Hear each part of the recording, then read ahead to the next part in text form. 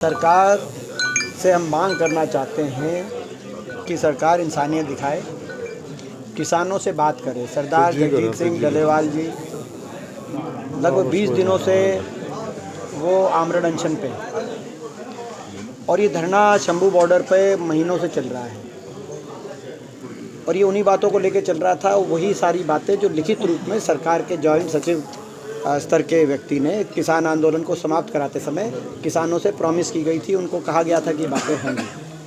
तो सरकार अपना वायदों को पूरा करे, किसानों से बातचीत करे, सबसे महत्वपूर्ण बात ये है। और दूसरा, सरकार हर वर्ग दिल्ली में जाकर धरने प्रदर्शन करता है अपनी मांगों को लेकर, तो ये कोई सरकार को क्यों तकलीफ़ हो जाती है जब किसान दिल्ली में जाकर अपनी बात को रखना चाहता है। तो ये देश की राजधानी तो सभी की है, क्यों रोका जाता है, ये हमारी समझ के परे की बात है। क्यों ऐसी तकलीफ़ है। बहरहाल जो भी आज की जो स्थिति है उसमें सबसे महत्वपूर्ण है कि बातचीत करे सरकार, अपने ही किए गए वायदों को, जो किसान आंदोलन के समय किसान संगठनों से वायदे किए गए थे, उन वायदों को पूरा करे।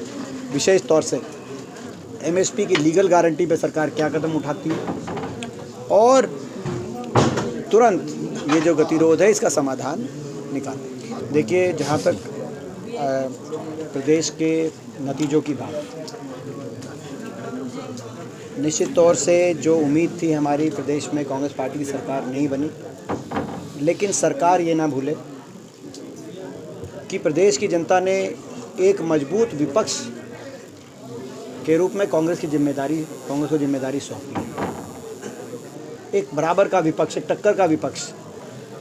पिछले वर्ष 2 चुनाव हुए, लोकसभा चुनाव में जहां हमारे 5 सांसद आए और मत प्रतिशत भाजपा से 2% ज़्यादा लोगों ने हमारे पक्ष में मतदान किया, कांग्रेस के पक्ष में। इसी प्रदेश के हमारे ही प्रदेशवासियों ने विधानसभा चुनाव में मात्र आधा प्रतिशत मत भाजपा को ज़्यादा मिला। 39.9% भाजपा को मिला, तो 39.4% मत कांग्रेस पार्टी को मिला। तो लगभग बराबर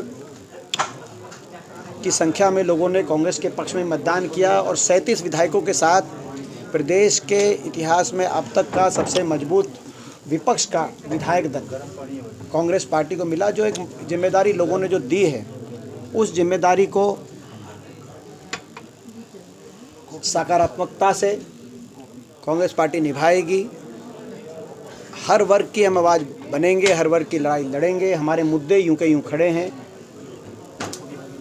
जो ये सरकार एक विफल सरकार जो साबित हुई है, हमारे अनुसार जिस सरकार में के कार्यकाल में हरियाणा बेरोज़गारी, नशे और अपराध में नंबर 1 बन गया और विकास की पटरी से उतर गया।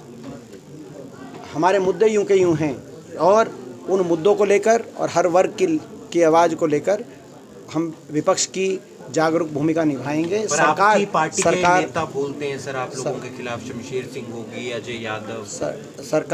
सरकार के कुछ प्रतिनिधि, भाजपा सरकार के कुछ प्रतिनिधि और भाजपा के कुछ वरिष्ठ नेता, मैं उनके बयान देखता हूं, वो इस तरीके से उनके बयान आ रहे हैं। मैं किसी का व्यक्तिगत नाम नहीं लेना चाहता, लेकिन उनके बयान इस तरह से आ रहे हैं कि जैसे मानो विपक्ष खत्म हो गया, कांग्रेस पार्टी खत्म हो गई। इसीलिए मैंने जो आपको आंकड़े रखे आपके सामने, वो ना भूलें कि बराबर का विपक्ष है। लगभग बराबर प्रतिशत में लोगों ने कांग्रेस के पक्ष में मतदान भी किया है। 11,500 वोट अगर उधर से इधर होती तो कांग्रेस की सरकार बनती। तो ऐसे में जिन लोगों ने विपक्ष को, कांग्रेस पार्टी को मत दिया है, उसको नकारा नहीं जा सकता। हम उनकी आवाज़ बनेंगे और सरकार भी इस बात को समझे। और भाजपा के जो वरिष्ठ नेता हैं जो इस तरह की बात बोलते हैं, प्रजातंत्र में इस तरह के अहंकार का कोई स्थान नहीं है। ये सही है कि सरकार उनकी बनी है, लेकिन कोई ऐसा प्रचंड बहुमत से नहीं बनी जितना वो प्रचंड अहंकार भाजपा में दिखाई दे रहा है। ये कांग्रेस पार्टी की जो अंदरूनी जो बातें हैं, उसके आप इस बात के गवाह हैं, पिछले 20 वर्ष से गवाह हैं कि मेरा एक ही जवाब होता है, कांग्रेस पार्टी की जो भी बातें होती है वो सही समय पे पार्टी के अधिकारित लोग उसकी जानकारी आप तक देंगे।